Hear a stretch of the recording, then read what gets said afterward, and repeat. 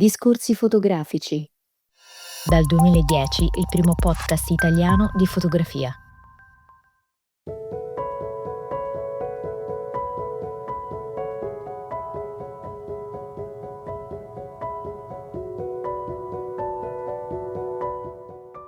Proprio perché parliamo di Giappone, a questo punto direi di parlare di una delle più grandi novità di questi mesi, che è la nuova FX Sony. Abbiamo partecipato sotto NDA alla presentazione ufficiale per la stampa, presentazione che è avvenuta chiaramente via internet. Noi eravamo collegati, credo, con Londra.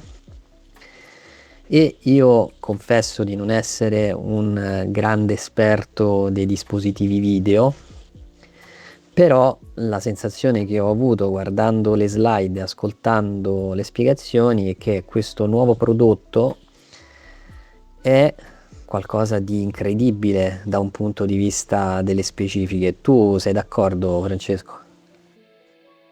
Beh, in realtà non è neanche nelle mie corde, se vogliamo, tant'è che la maggior parte dei prodotti prettamente fotografici passano sempre da me, anche da me, in prima battuta, soprattutto quelli di Sony. Quelli più orientati verso il video è già diverso, ma questo perché ci sono tantissimi giornalisti competenti in questo settore e io sono più fotografico che video.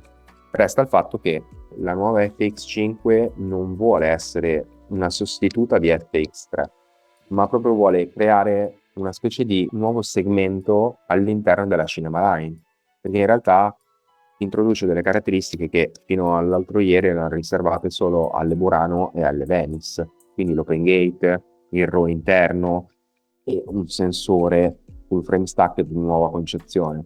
Quindi devo dire che è proprio una specie di unione di due mondi.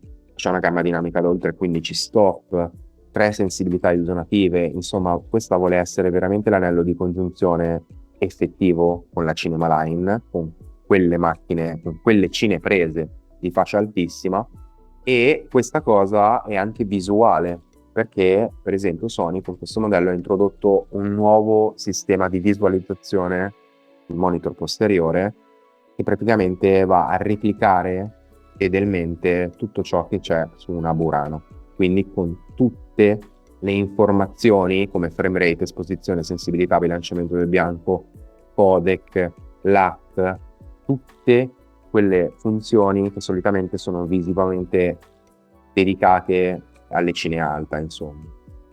Poi l'audio professionale tramite l'impugnatura XLR, ma soprattutto, appunto, dicevo, anche la gestione del RAW e delle riprese anamorfiche, perché c'è la funzione di squeeze interna, per cui tutti i fattori di compressione disponibili al giorno d'oggi, 1.3, 1.5, 1.6, 1.8.2, sono tutti supportati internamente tramite The Squeeze all'interno di FX5.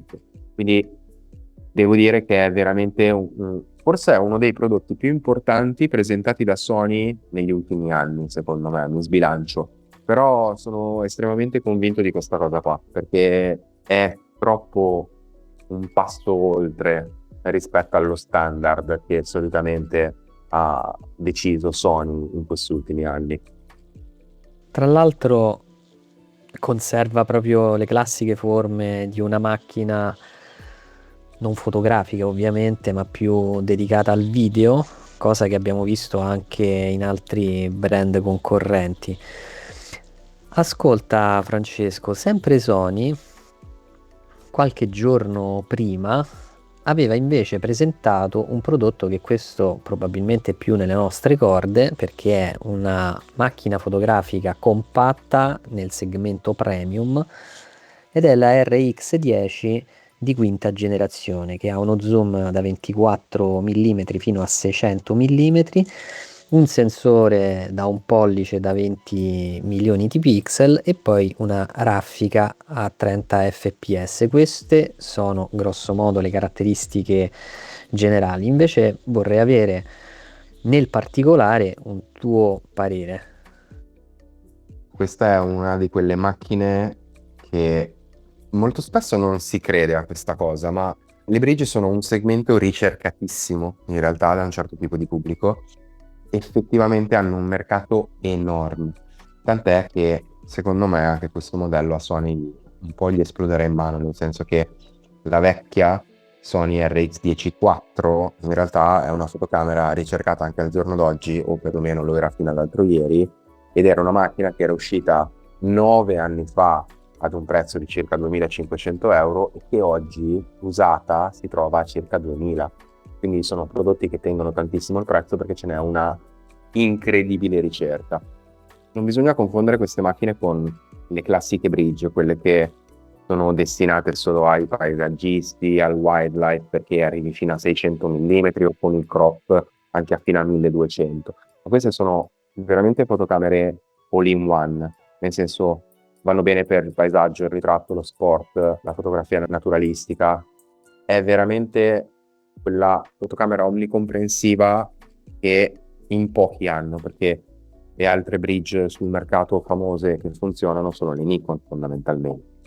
E questo dimostra anche un'altra cosa, che il sensore, per quanto piccolo, è importante, ma non è mai importante, non sarà mai importante quanto l'ottica, perché è vero che questo è un sensore stacked RS da 20 megapixel e un pollice, ma è anche vero che davanti c'è uno Zeiss Varioson Artistar 24-600 mm, che è un'ottica pazzesca, veramente pazzesca. Tra l'altro questa macchina introduce giustamente tutte le novità che non si vedevano sulla serie RX10 da appunto 9 anni, perché sono passati 9 anni tra un modello e l'altro, quindi qui ci sono tutte le ultime novità Sony, dalla F con riconoscimento del soggetto basato su AI, con un aggiornamento di 60 calcoli al secondo, 30 fps, filmati 4K, insomma, tra l'altro è una macchina che ha una longevità importante perché sono dichiarati 630 scatti. Questo tanto per dire quanto è utile sotto ogni punto di vista. Io pochi giorni prima della presentazione ufficiale della macchina, io avevo già ricevuto una chiamata da un mio grande amico e collega Ivan, che se ci ascolta colgo l'occasione per salutarlo, Ivan TVB, e abbiamo parlato proprio della macchina, perché in realtà lui è uno di quelli che utilizzano una RX10 IV, che hanno utilizzato una RX10 IV per 9 anni praticamente, e lui fa il mio mestiere, quindi la usa per lavoro, perché è in grado di registrare filmati ad una qualità importante, può andare dai 24 ai 600 mm senza problemi. È una macchina che hai solo quella e ti fa tutto. Inoltre diventa anche una macchina per il tempo libero. Chiaramente quando lui va in vacanza si è sempre portato la sua RX10, perché sì, è una macchina abbastanza ingombrante, però attenzione, è ingombrante ma ti permette di scattare qualunque tipo di genere tu voglia. Quindi ne avevamo parlato. Poi io in quel momento non potevo dire nulla perché avevo firmato un embargo, quindi non potevo assolutamente dirgli ma però quando è uscita poi ci siamo risentiti e la prima cosa che mi ha detto è ok, io adesso questa la prendo per forza, perché per me è la macchina definitiva. Quindi voglio dire, sono modelli che veramente sono importanti e questa macchina resisterà tantissimi anni sul mercato, quindi è stata una gran mossa. Andiamo avanti con un prodotto secondo me molto interessante ed è la seconda volta nel nostro fotobar che affrontiamo questo tema. Lo ha portato all'attenzione Insta360 perché ormai si sta specializzando in questo segmento molto particolare, cioè prendere un suo prodotto, un action cam, e trasformarla attraverso degli accessori in una fotocamera perfettamente simile alle fotocamere, tra virgolette, ufficiali. In questo caso sono andati oltre, secondo me, e merita l'attenzione e di dedicarci qualche parola, perché tutti conoscono probabilmente la Insta360 Go 3S, ma da circa un mese e mezzo è stato introdotto il cosiddetto pack retro. In pratica questa macchina ha una skin che le permette di trasformarsi in una piccola spy cam. molto carina nel layout estetico, ha anche un oculare messo sopra, ovviamente non digitale, è assolutamente analogico, ma neanche galileiano, vorrei dire. Ti permette essenzialmente di vedere l'immagine dall'alto, ma non è un'immagine perfettamente nitida, però è utile e interessante. L'utilizzo avviene con tutta una serie di gesture essenzialmente. La principale è quella di toccare la parte frontale della Go 3S per scattare le immagini, ed è una cosa molto divertente. È stata corredata poi di piccoli accessori come un cordino, una custodia, ma soprattutto ha imitato in questo senso un po' Fujifilm, perché ha introdotto dei filtri in stile pellicola, quindi abbiamo la pellicola negativa, la pellicola positiva, la pellicola decorata e via dicendo. Inoltre associa a questo 11 profili colore integrati.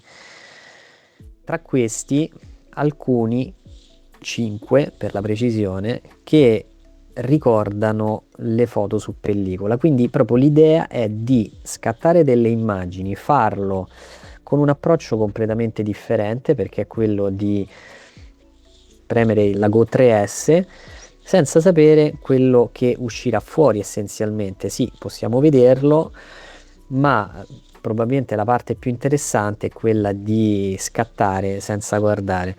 Che te ne sembra a te di questo modello? Ma io, come ben sai, Insta360 ultimamente la incenso molto perché si è inventata degli accessori per trasformare le action cam e darle una nuova vita, cosa che secondo me è una strategia vincentissima, perché anche questa Go 3S non è un prodotto nuovo, però grazie a questo retro bundle, diciamo, diventa a tutti gli effetti un prodotto nuovo, cioè si ricrea attenzione verso un prodotto che meglio di così sinceramente era difficile da fare. La Go 3S, diciamo che l'abbiamo già vista, pesa pochissimo, sono 39 grammi, video 4K 30p, oppure 27K a 100 frame per secondo, riesce ad essere immersa fino a 10 metri senza custodia, ed è soprattutto minuscola. È la classica videocamera, action cam, che si aggancia magneticamente ad un sostegno che si può mettere al collo. Quindi è il classico FOV, sia di quando vai in giro di prendere filmati, sia quando fai appunto dei contenuti un po' creativi. Fino all'altro ieri, diciamo, era solo intesa in questo modo. Grazie a questo kit si trasforma davvero in una spy cam, come giustamente hai detto tu, perché erano quelle piccole fotocamere che venivano nascoste nelle giacche, nei pantaloni, per riprendere appunto e fare da fotocamera spia. Diventa una fotocamera da strip come la strip si faceva tantissimi anni fa. Si può tenere lungo la vita, lungo il fianco, sul petto, è una di quelle cose super discrete. L'unica differenza rispetto alla Go 3S normale è che la Go 3S aveva un action pod che le permetteva, con un piccolo display posteriore, che la trasformava veramente in un prodotto sul quale fare tutto, perché tramite questo mini display posteriore si aveva accesso a tutte le funzioni e quant'altro. Con questa ovviamente non c'è, bisogna passare dallo smartphone per andare a richiamare tutti i filtri che hai detto prima, ma anche tutte le classiche funzioni. Se si vuole, per esempio, fare un time lapse, bisogna impostarlo dall'app e poi l'action cam lo farà, insomma. E tra l'altro è fatta molto bene perché è tutto un gioco di pressione del dito sul suo piccolo corpo, diciamo, perché non ci sono pulsanti, non ci sono elementi strutturali, ma di incastro. Sono tutte pressioni, con un tocco si avvia, con un altro tocco si ferma, sia in modalità foto che in modalità video, quindi è un prodotto davvero interessante. Poi sì, questo kit retro è proprio veramente retro, nel senso che richiama anche cromaticamente, obiettivamente quando l'ho aperto, le strisce colorate mi hanno ricordato molto quello che era l'immagine di Kodak tantissimi anni fa, per esempio.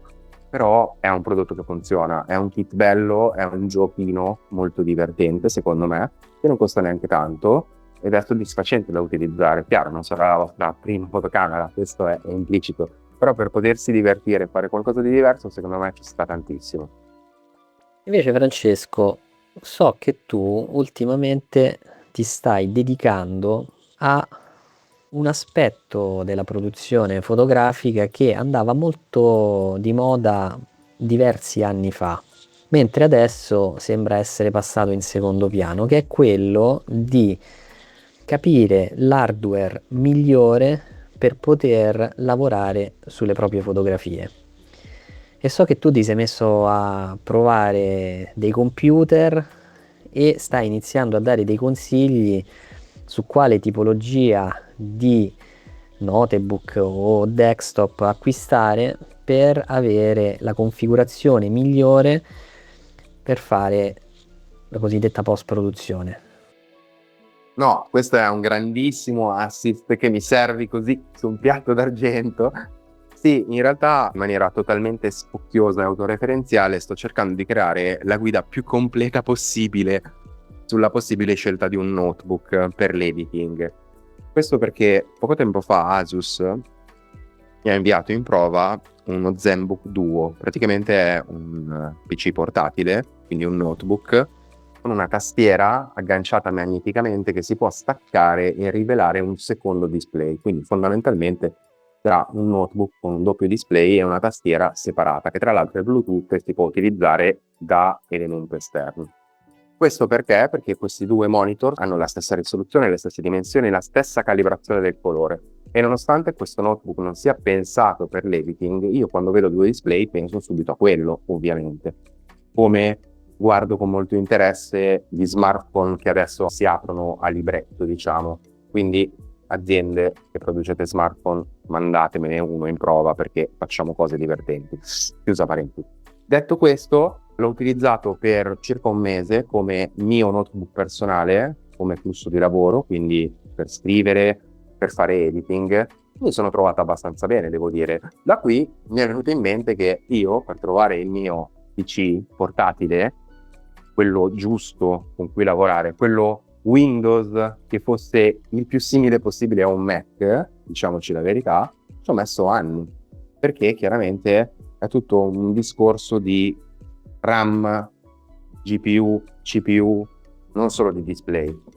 E quindi mi sono deciso a dire, ok, perché non scriviamo una specie di guida che possa aiutare nella scelta consapevole? Cioè non bisogna per forza spendere un sacco di soldi al giorno d'oggi per prendere, soprattutto al giorno d'oggi dove le memorie costano tantissimo e ogni PC ha iniziato a sforare limiti veramente importanti in quanto a prezzo. Per esempio lo ZenBook Duo costa quasi 2.500 euro nella conformazione base, stiamo parlando di tanti soldi in ballo. E allora mi sono messo a scrivere appunto una specie di guida che vuole essere una guida abbastanza definitiva su quali sono gli aspetti da considerare per prendersi un notebook per fare video e foto editing, perché io non ho mai usato un PC fisso, cioè sì, l'ho usato ma non mi sono mai trovato bene, e per il mestiere che faccio devo sempre avere dietro un notebook perché devo lavorare in mobilità, che sia su un treno, su un aereo e anche a casa, quindi deve essere una macchina che non solo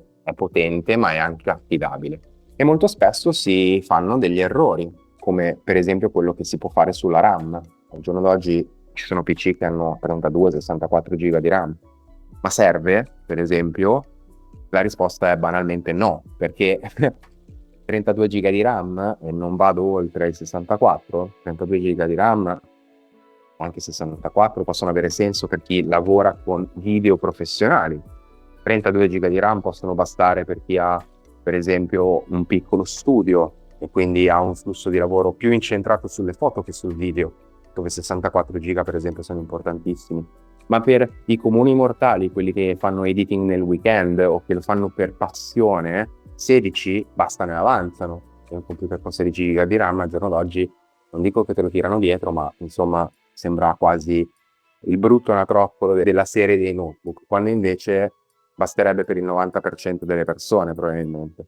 Quindi queste piccole cose da considerare, che molto spesso passano in secondo piano perché si sentono e si seguono più gli strilloni delle aziende che ti dicono compra questo perché è il migliore per fare questo, in realtà non è sempre vero. Allora mi sono messo lì con tanta calma, tanta pazienza e pian pianino lo sto facendo questo lavoro e l'ho diviso in una decina di appuntamenti dove analizzo proprio tutte le specifiche da considerare. Per esempio, il primo è stato quello molto generico che è uscito un po' di tempo fa, poi adesso è già online il secondo che parla della RAM. Il terzo sarà dedicato al processore, per esempio, perché Intel, AMD, Snapdragon, cioè qual è quello più giusto per foto o video.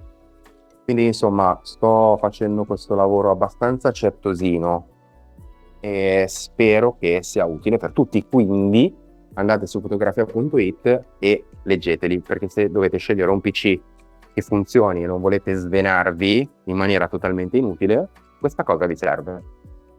Francesco, c'è un tuo articolo su fotografia.it di un prodotto molto interessante che verrà con molta probabilità commercializzato da Peak Design ed è la Field Bracket. Che cosa ha di particolare questo nuovo prodotto? Sì, queste sono le cose che piacciono a me perché sono intelligenti. Intelligenti e ti fanno dire: ma com'è che nessuno ci aveva mai pensato prima? Com'è possibile? Allora, praticamente Peak Design, che tutti conosciamo per gli zaini, le borse e soprattutto gli allacci, quindi i cordini che abbiamo intorno alle nostre fotocamere, perché bene o male sono l'azienda che lavora meglio da questo punto di vista anche in termini di design, hanno lanciato su Kickstarter un progetto. Loro lanciano sempre su Kickstarter prima di entrare in produzione, perché così vedono quanto effettivamente il prodotto interessa al pubblico. Chi va su Kickstarter può finanziare il progetto e averne una quando sarà disponibile in anteprima ad un prezzo sicuramente inferiore rispetto a quanto si troverà, diciamo, fra un po' di mesi sul sito. Praticamente loro cosa hanno fatto? Si sono svegliati una mattina e hanno detto: oh, noi utilizziamo le staffe AL, che sono quelle che servono per, diciamo, cambiare posizionamento alla fotocamera quando si scatta o si registra un video da verticale ad orizzontale, insomma. E si sono svegliati e hanno detto: ma questa staffa L in realtà potrebbe fare molto di più, perché sì, ok, verticale orizzontale, ma è limitante. Perché non facciamo qualcosa di interessante e reinventiamo un prodotto? E boom, basta, l'hanno fatto. Praticamente la cosa più interessante è che questa piastra L in realtà è divisibile, è modulare. La piastra sotto, inferiore, rimane sempre agganciata alla fotocamera. La piastra laterale, quella verticale, in realtà può essere sia tolta, quindi la si può mettere via, diciamo, quando non serve, da non utilizzare, sia riposizionata. Quindi praticamente fuoriesce, diciamo, dalla piastra sottostante, che ha un sistema di giunti che le permettono di spostarsi, così lasciare spazio ai cavi, che è la cosa più banale del mondo, se vogliamo intenderla così, anche la cosa più utile, perché questa è sempre stata la criticità della staffa L, ovvero una volta che poi io aggancio la staffa ho sempre dei fili volanti in giro che non so dove mettere, perché di mezzo c'è la staffa, oppure non ho accesso a un sacco di porte per poter agganciare cavi, cavetti, microfono, cuffie, ricarica, qualunque cosa. Poi sì, hanno inventato le staffe con i fori nel mezzo per mettere i collegamenti, ma non è la stessa cosa, perché si rinuncia sempre a qualche altra particolarità che può essere fatta con questa staffa. Quindi loro si sono svegliati la mattina e l'hanno reinventata. Questo è uno di quei progetti che servono, che sono utili. E le staffe L non saranno più la stessa cosa quando Peak Design commercializzerà, diciamo, questo prodotto qui. È veramente semplice e mai più senza. Come ormai i nostri ascoltatori sono abituati da diverse puntate, noi dedichiamo, quando possibile, uno spazio alla fotografia realizzata con gli smartphone. In questo caso non parleremo di uno smartphone in particolare, ma di un'applicazione che sta lentamente prendendo piede, sviluppata da Adobe e si chiama Project Indigo. È una applicazione molto particolare perché permette di gestire il processo di scatto in maniera molto sofisticata. L'ultimo aggiornamento, la versione 1.1, aggiunge l'iPlayground direttamente dentro l'app e l'idea interessante è che praticamente l'intelligenza artificiale non interviene solo dopo lo scatto, ma prova ad assistere chi fotografa mentre si trova davanti alla scena. Quindi c'è questa funzione, la photo guidance, che analizza la fotografia, indica cosa funziona, cosa potrebbe essere migliorato e propone sia le modifiche da applicare sia i suggerimenti per rifare lo scatto. Vorrei sottolineare, prima di lasciarti la parola, Francesco, che questa funzione al momento è attiva solo sulle immagini scattate con Indigo. Che te ne pare di questa novità che ha portato Adobe, ma soprattutto la domanda che ci dobbiamo fare: è un assistente virtuale che ci deve consigliare come fare le fotografie? Allora, sì, questa è una cosa molto interessante in realtà, perché Project Indigo c'è da anni sullo store di Apple, diciamo, ed è stata lettera morta, se vogliamo, per un po'. Era nata perché per superare alcuni limiti di iPhone, quindi lo scatto in RAW, il montaggio di un multiscatto RAW, la possibilità che si potessero salvare file anche in PNG compatibili con Camera Raw e Lightroom. Insomma, c'erano delle criticità sui modelli di iPhone vecchi, diciamo, e Project Indigo li superava, perché questa comunque è un'app beta, perché ancora figura come beta, fatta da Adobe, quindi insomma questa è la premessa, diciamo. L'obiettivo di questa app in realtà è cercare di capire come l'intelligenza artificiale generativa possa assistere i fotografi, perché all'interno dell'app si trovano ovviamente tante funzionalità AI, come rimuovi soggetti, rimuovi riflessi, che sono cose che il panorama Android sono standard, diciamo, da tanto, ma che iPhone su Apple non sono sempre stati perfetti. Project Indigo, Adobe, cercava di migliorare queste funzionalità senza per forza passare da Lightroom. La novità, questa AI Playground, che effettivamente non è disponibile a tutti, perché è la beta della beta, se vogliamo, quindi sicuramente sarà rilasciata sempre di più, però all'inizio non tutti la possono testare, bisogna essere dei beta tester, diciamo, anche per Apple, quindi poi si potrà fare fra un po'. Diciamo che introduce questo coach virtuale. Fondamentalmente uno carica una foto scattata, diciamo, tramite Project Indigo, perché chiaramente funziona come tutte le altre app, c'è anche una modalità fotocamera, quindi si scatta con Indigo, e la foto che viene messa in questa galleria viene analizzata anche dalla AI e offre una critica, fondamentalmente una critica che può essere di qualunque tipo. Per esempio, sul framing, si poteva mettere questo soggetto in un'altra posizione e avere un frame più pulito? Sì, no, forse. E l'applicazione con l'intelligenza artificiale generativa cerca di dare un consiglio, ma non solo, perché il framing è la parte, secondo me, molto più banale della cosa. Dà dei consigli sulla gestione della luce, dà dei consigli su che posizionamento dovrebbe avere il soggetto nei riguardi della luce ambiente che lo circonda. Può suggerire di cambiare una posa, quindi farlo mettere in certe posizioni differenti per ottenere uno scatto molto diverso. Insomma, è una cosa un po', diciamo, un po' una piccola scuola. E tra l'altro l'applicazione poi ti suggerisce anche se rifare lo scatto, se lo vuoi fare ovviamente, perché non sono obbligato, oppure di passare da Lightroom a quel punto per fare delle regolazioni che con Lightroom si possono fare sulla luce, sul framing e quant'altro. Quindi in realtà l'applicazione in sé per sé non fa nulla sulla tua immagine, dà solo dei consigli, e poi se vuoi accettare questi consigli puoi passare su Lightroom, perché appunto Indigo è collegata a tutte le applicazioni Adobe, per fare appunto questo livello di editing aggiuntivo. Sul discorso del serve o non serve, siamo sempre lì, nel senso, è ovvio che bisognerebbe studiare per fare certe cose, nel senso, io credo che una passione passi anche dalla scoperta, e di solito si scopre andando a vedere le immagini di altri, prendendo spunti, studiando qualcosina. Per carità, c'erano tantissimi anni fa, bisognava leggere i manuali della composizione. Al giorno d'oggi, secondo me, questa cosa non è superata, però si può ovviare anche in altro modo, guardando molte immagini. Tanti anni fa c'erano anche tanti libri, perché non si aveva la produzione di immagini che abbiamo oggi. Al giorno d'oggi, se vogliamo studiare una composizione vincente, se ci mettiamo a guardare tante immagini, prima o poi anche noi riusciamo a capire qual è il senso della composizione. Secondo me il discorso che tiene banco è sempre lo stesso, cioè l'intelligenza artificiale è un aiuto, è un tipo di aiuto che l'epoca moderna ci dà, dipende sempre da come lo utilizziamo. Se lo utilizziamo per imparare qualcosa, allora effettivamente ha un'utilità.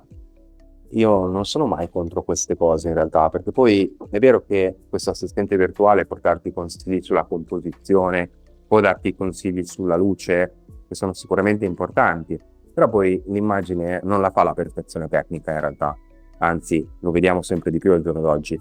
Immagini anche considerate, se vogliamo, imperfette o mosse, in realtà possono essere delle grandi foto.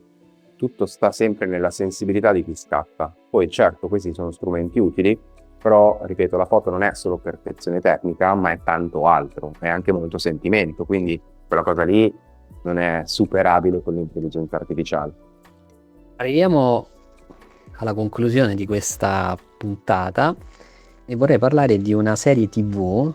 Non so se tu sei un grande appassionato di cinema, di serie TV. Di questa cosa non abbiamo mai parlato noi. Ma io sì, sono un grande fruitore di serie TV, tantissime, però io sono un po' malato da questo punto di vista, quindi non so dove vuoi andare a parare. Io invece sono molto sul coreano-giapponese malato ultimamente, quindi vediamo dove andiamo a parare. Andiamo a parare con una serie TV che è stata pubblicata qualche mese fa su Disney Plus e si intitola R.J. Decker. È una serie crime che è ispirata al romanzo Double Whammy di Carl Yassen. Il protagonista, Scott Speedman, interpreta, e questa è la cosa molto interessante, un ex fotoreporter caduto in disgrazia che dopo il carcere si reinventa investigatore privato nella surreale Florida del Sud. Ora abbiamo detto che R.J. Decker è un fotoreporter e lui per il suo lavoro continua a utilizzare la macchina fotografica durante le indagini. Quindi diciamo che per la prima volta a me è sembrato, se non consideriamo ad esempio il famoso film di Hitchcock, che la macchina fotografica è coprotagonista in un lungometraggio come questa serie TV. La cosa ancora più interessante è che la fotocamera non viene neanche occultata, si vede molto bene, si vede frequentemente, ma soprattutto si riesce a capire con estrema facilità di quale modello si tratti, ed è una Fujifilm T5. Ed è una cosa secondo me molto interessante. Io non so se questo è un product placement oppure fa parte della scelta narrativa. Comunque la T5 si vede, si riconosce ed è secondo me anche coprotagonista dell'indagine. Tu a questo punto, sapendo che c'è una macchina abbastanza conosciuta, andrai a vedere la serie TV? La cosa ti incuriosirà abbastanza da lasciare il giapponese e il coreano spinto? Beh, allora, innanzitutto, questo è un mio momento. In questo momento storico sono molto attirato dalle serie giapponesi e coreane perché secondo me sono estremamente malate e quindi mi danno proprio quel gusto particolare a guardarle. Tra l'altro le guardo anche in lingua originale con i sottotitoli, così lo dico per. Detto questo, in realtà le serie crime sono sempre state la mia prima grande passione, anche per quello che ho studiato in gioventù. Quindi lei, per esempio, ce l'ho in lista, però devo dire che la fotocamera è vero che è una Fujifilm, si vede palesemente, ma non credo che i giapponesi siano entrati, diciamo, nella produzione perché nell'immagine di copertina il nome Fujifilm è oscurato, quindi si vede lui con la macchina fotografica all'occhio, si capisce che è una Fujifilm, ma non si legge Fujifilm. Poi all'interno delle scene e nel registrato ovviamente non si può togliere sempre o non si può oscurare sempre, quindi di conseguenza lì si capisce molto meglio di quale modello si sta parlando o quale modello lui utilizza più che altro. Però sull'immagine di copertina no, quindi secondo me non credo che i giapponesi ci siano entrati in questa produzione facendo product placement di X-T5. Penso che sia proprio una scelta loro, come fotocamera non ingombrante, prestazionale, quindi giustamente la scelta può essere giustamente ricaduta su Fujifilm, insomma. Come ultima notizia di chiusura, a questo punto, Francesco, ci lasciamo con una attesa, un rumor che ormai sta diventando quasi certezza, ed è l'imminente annuncio della X-T6. Circolano già delle specifiche che sono molto spinte, ma non possiamo dire se siano vere o false. Da quello che si intuisce però, se fossero confermate, è che molto probabilmente questa nuova T6 dovrebbe in un certo senso mettere fine al segmento H come lo abbiamo conosciuto, perché magari il segmento H imiterà il segmento Sony FX probabilmente, quindi una macchina più dedicata al video, e portare sull'APS-C, questo è il film che mi sono fatto io, il Comset GFX Eterna 55 anche su questo sensore. Tu sei curioso di questa macchina? La attendi, non la attendi? Se ti ricordi, noi aspettavamo la X Pro, io avevo annunciato che sarebbe stata presentata tra maggio e giugno, invece sono stato drammaticamente smentito. Però vorrei dire che magari Fujifilm ha preferito cambiare il programma delle uscite. La X Pro ormai, cioè, non so più cosa pensare, perché anche io avevo pensato che entro fine anno sarebbe potuto arrivare, ma a quanto pare di X Pro non c'è traccia da nessuna parte, quindi non lo so, sono sempre abbastanza combattuto rispetto a queste scelte di Fujifilm. Però sì, invece è uscito un grandissimo leak di specifiche su XT6 che andrebbe proprio a subire una specie di boost non indifferente, perché al netto dello stesso sensore in realtà sarebbe una macchina estremamente più veloce, il doppio più veloce, perché potrebbe arrivare a 60 frame per secondo, sono qualcosa in più a seconda che il sensore abbia o meno una nuova struttura, quindi semi-stacked o parzialmente stacked, che si voglia. Subirà probabilmente un miglioramento anche in termini di AF, sia come punti che come riconoscimento, quindi dovrebbe essere più veloce grazie al nuovo processore e dovrebbe essere un pochino più, diciamo, resistente anche agli eventi atmosferici, quindi una macchina molto più completa e versatile. Una grande boost anche il video, perché si parla di video 8K con campionamento interno 422 10 bit, quindi insomma sarebbe un grande passo avanti per la linea XT. Ovviamente sono tutti rumors, quindi di vero poi non si sa cosa ci sarà. È altrettanto vero che di solito ci beccano abbastanza bene, quindi insomma staremo a vedere. Certo è che se queste sono le specifiche che verranno confermate dal prodotto, si parla di veramente un passo evolutivo molto molto importante sulla linea XT. Per quanto riguarda la linea XH non lo so, non so se Fujifilm si orienterà più, diciamo, ad avvicinarsi al concetto di Sony FX. Sicuramente Fujifilm, probabilmente per segmentare, potrebbe avere una linea, diciamo, che avvicina molto il segmento XT al segmento video, però il video di Fujifilm è broadcast, è difficile che Fujifilm sia intesa come un prodotto video per il one man band, quello che lavora da solo, perché la linea cine di Fujifilm, ripeto, è broadcast, quindi è più orientata sì alle produzioni cinematografiche, ma in parte in realtà è più orientata alle produzioni televisive di un certo tipo. Quindi non so se effettivamente la XH si trasformerà in qualcos'altro. Io sinceramente ero molto contento di questo rinnovamento della linea XH, perché da XH1 a XH2 sono passati tantissimi anni. XH1 quando era uscita secondo me era una grande idea di Fujifilm, che c'era arrivata prima di altri, poi è stata lettera morta pertanto. Con le nuove XH2 sono qualcosa di completamente diverso da quello che era la XH1.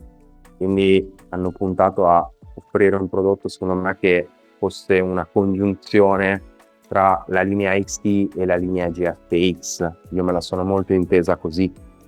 Però, ripeto, non so se verranno cambiate nuovamente le XH. Io spero che rimangano così, sinceramente.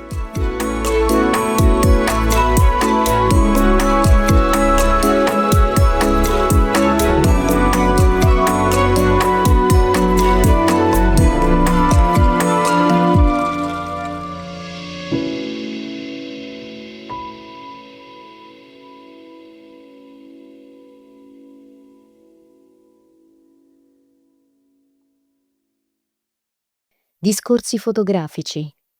La fotografia come non l'avete mai ascoltata.